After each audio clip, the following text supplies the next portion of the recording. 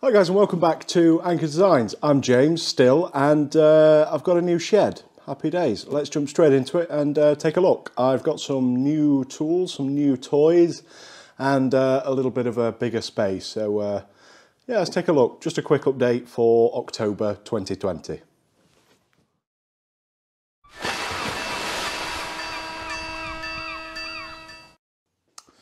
Okay, so I'll start off. We've now got a 7.5 metre by 6 by 5 metre workshop now, which is super nice, much better lighting, way more plugs, no leaks, and there's kind of no rat piss kind of fermenting in the air, which is really nice. I'll start off with the newest machine in the machining corner, which is a Boxford shaper, which is quite nice. Never had a shaper, never used a shaper, kind of jumping on the shaper bandwagon. So I managed to find one at a really good deal, and I just had to jump on it. It's a bit of a restoration project. I'll give you some closer looks later on. And now that I've got a little bit more space within the workshop as well, I can kind of get round and, you know, use the milling machine and the lathe and change gears and play with things a lot easier than I could in my previous shed. Next little area. Okay, well, I had a few little comments in my last video that I did in my old workshop, which was, why the hell did you make the massive great big storage thing on your only workbench? Well, for those that didn't know, the reason why I built it was for this workshop, so I can kind of organise all of my screws, nuts, washers and everything else that kind of goes along with it. And it's worked really well, and yeah, the main reason was A, transporting everything that I had and organising everything, and so far so good. Early doors, but for working on things around the house and the workshop, it's been super handy. Next area, you'll notice the bandsaw. Let's take a bit of a closer look at that.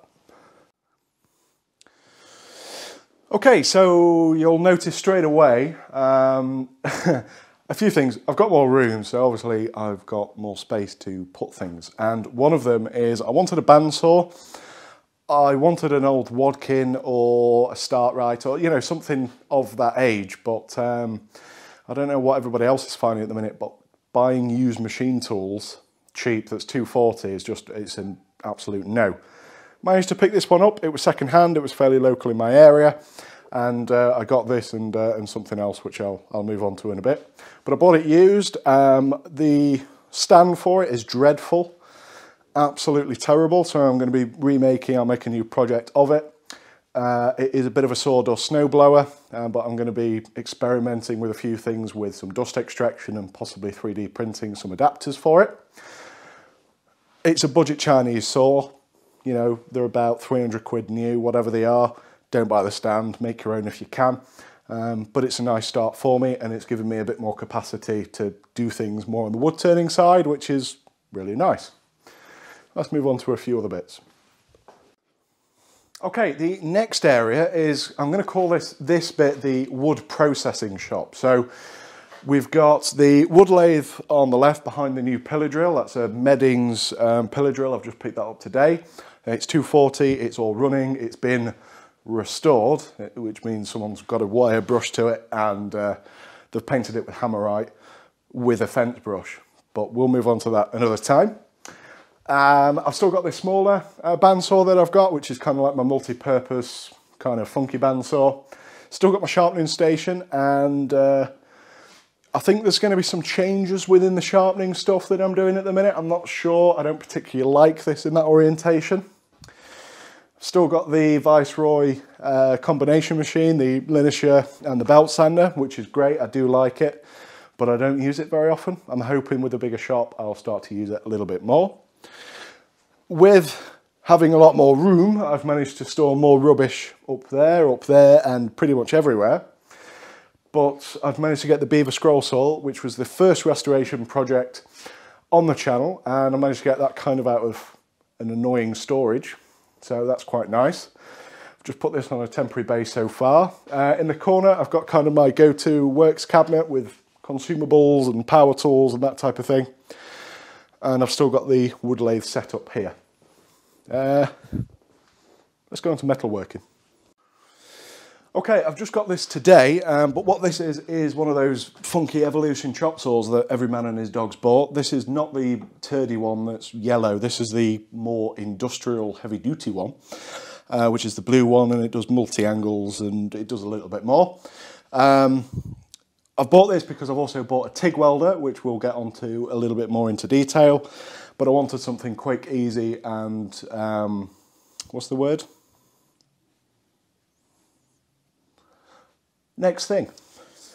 Okay, so over the 1 year I've now done YouTube, my priorities for workshops and layouts and things have kind of changed. So to actually record things and make things a little bit better is I've now got the workshop bench in the centre of the workshop with the vise, so it's kind of like a central point for all things. Like, this is the dirty area, stop it.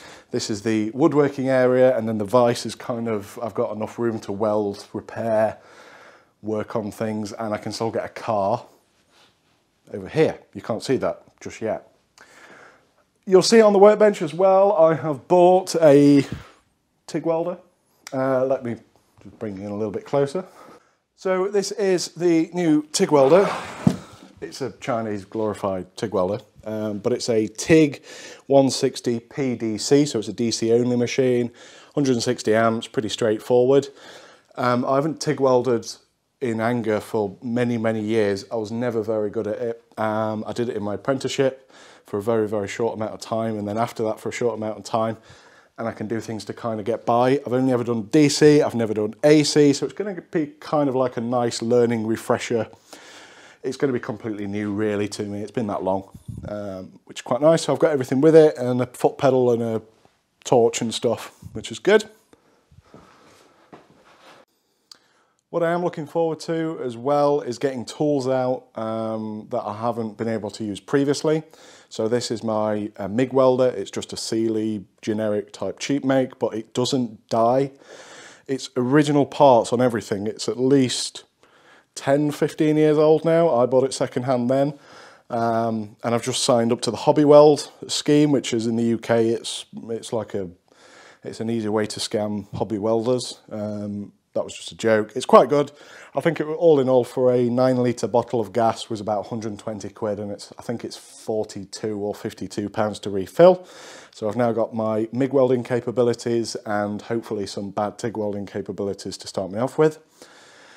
I've bought a GoPed as well, which for those who are not immature and silly, it is a little stupid scooter that was banned years ago because it killed kids, and it's kind of like a visit to my childhood. I was a lot skinnier back then, but it needs restoring and playing with, so I've bought myself an ultrasonic cleaner for both carb cleaning and parts cleaning, and more intricate kind of instruments that I want to start into lapping and playing with. So yeah, it's like 50 quid for a little 3-litre ultrasonic cleaner. So you'll be seeing that in videos. Okay, so continuing on with the metalworking area of the workshop, what we've got is still the grinding stand here because it just works really well, although I am thinking about changing it. Still got the anchor car. I've moved certain things round, so we've now got just metalworking clamps and metalworking stuff on this side, as well as my panel bender tool, panel beating tools, and just general access things that I use quite often when I'm doing fitting type work. Now that I've got the Meddings pillar drill, I've now got two, so I'm going to designate one for metal and one for wood. I'm not sure which one yet. You'll also know that down there is a 2x72 knife bench grinder, whatever you want to call it. And I got that second hand. I only had it for 6 months. It's fully working. I've never had one. I don't particularly like knives, just a personal thing for me. I'm not a big knife guy, but it's going to be handy for metalworking within the shop. Okay, so along one of the 6.5 metre lengths of wall, I have bought some racking, which from the house move and the boat move, from the boat to the house to the old workshop to the new workshop, we managed to find a guy that kind of has a contract or whatever with these boxes. So a lot of them have got either TK Maxx or Asda written on them. If you're not from the UK, these are like shops for clothes and grapes and, you know, grocery store, that type of thing. So I've bought a load of these and they're all marked up. So I've got a lot of my Vice collection now. I've got some of my partner's crafty stuff that she does in here. Welding supplies, sheet metal, a lot of my wood turning blanks are now stored in here. And the whole idea of this is to kind of be very modular. So I've got the accessibility to move things off the shelves now and organise it how I want it for either consumables or tools or parts, whatever. And yeah, that's kind of all I've got to say about it. It was a nightmare to actually buy decent industrial racking. To be honest, what I found was a lot of people and companies didn't want to deal with, you know, me in a shed.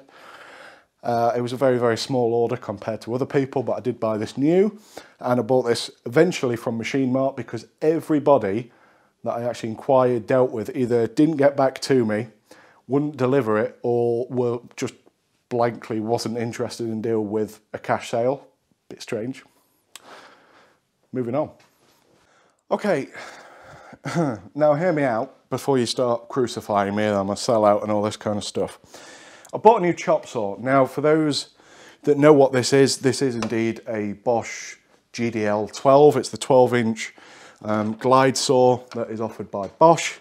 And I bought this through Axminster supplies up in Newcastle. Not that matters. But this was on offer. So recently Axminster have been putting things at like really good prices. And I managed to get, this was an ex-demo unit. So this was, I think, for, well, demonstration units up in the store. And so far I really like it. It is a massive, massive sawdust snowblower, and I've been trying to fart about and mess with dust extractors and I'm just not getting anywhere. I have watched quite a few videos, including Matt Esley, Esley, whatever his name is, really good channel. He uses one, and he's also using an adapter, and there's a thing that you can make a different shroud for it. So I do know about it, but you know, thank you. And I bought the Axminster mitre saw stand, which is the best out of a bad bunch. I'll show you a few more on that. Okay, so this is going to have wheels on it. I'm going to be building a little bit more of a base, and it's going to be able to move and float around with the dust extraction being built underneath. I wanted a stand and not kind of a station, because to have a really, really long thing with backstops and, you know, push stops and all this type of thing just is not going to work for my workshop. But having this stand, I can either move it, fold it away, I can put this flat up against a wall if I need to, and kind of this area of the racking is stuff that I don't really use a lot, like car wash stuff and those type of things. It's not really need to get to here, but it's going to be on wheels. Like everything in the workshop is now on wheels, so everything can kind of be moved and floated around. I've bought myself a 100 quid SIP dust collector, and it's not really making much difference. It's bloody noisy. I'm not really a fan of how the extractor goes in the top, and I think I should have probably spent a little bit more money and looked at a Camvac, the record ones, you know, the fancy ones. But I think this is just pretty bad at dust extraction anyway. So yeah, next thing. So it is times like this that I really, really do wish that I had a much wider angle view. Not because I'm getting fatter, but because I could kind of give you a little bit more of an idea of space. Now, for those that kind of didn't know you, my personal story is I've been a boater for 4.5 years, so I've lived on a houseboat, very, very nice. And I wanted to have a bigger workshop, so the general gist of it is, managed to find a workshop that came with a free house, and in 300 payments, then I own it, which is lovely. So I'll show you a little bit more of some wider angles if I can, but again, that's the machining area at the back here.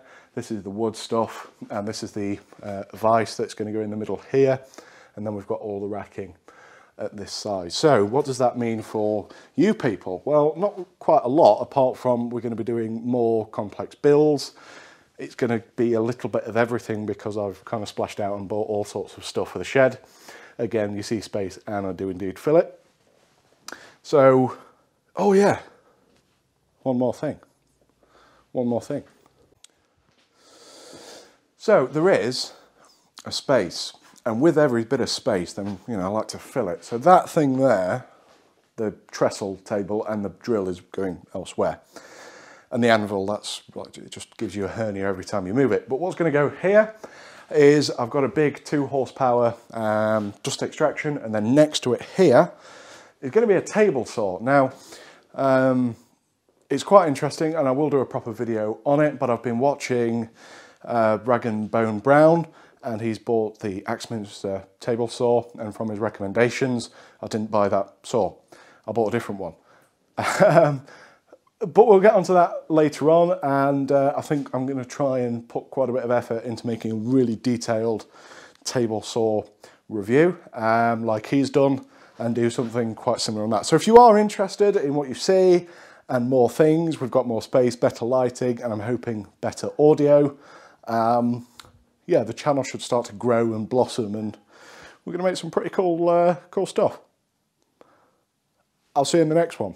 Thanks for the update, and hope you're doing well and COVID-free. Just a quick note as well, I had a lot of messages about the vices and people trying to sell them and me supplying them jaws and that type of thing, which is lovely. It really is nice, and thank you that you would consider it was good enough to kind of buy. But the reason for doing up a lot of the vices is I knew I was getting this shop, so I've got a lot of them now done up, and they're going to be put into place and actually been used, which is great. Just before we go, I know I did say, you know, cheerio, but before we do go, the forges, just a quick announcement, they are now back in stock. I put the eBay ad up at something like £444, so you wouldn't buy them. I'm not trying to mug you off and trying to, you know, I know they were £75. I know, and I'm sorry, but that's how the listing in eBay magic kind of works. You can't just put out of stock. You have to kind of put a stupid price so nobody buys it, and then you lower the price when they come back in stock, which they now are. So as of hopefully Monday, they'll be back in stock. So I do apologise, but please bear with me. I've moved house and things, and COVID has stopped production in a lot of factories, and more excuses and laziness and all that stuff. So they are now available. The grinding jigs are I've really enjoyed doing them. I'm just going to go very, very quickly on this, but for now I'm not going to be making them available. I haven't got the time, and I was making £3 per set. So I love the fact that I've managed to actually make something, design something, and then sell it to people, and I've had nothing but positive reviews. Thank you for that. It's not about money, it never has been, but at the same time I need to kind of work out the value of what I need to actually do, achieve, and what I want to do. And the actual grinding jigs right now are just not on that list. So I might bring them back at some point in the future. I will be supporting them if you've got any issues, of course. But until then, you'll have to subscribe, and just I'll let you know if I do. But I'll see you in the next one. Thanks.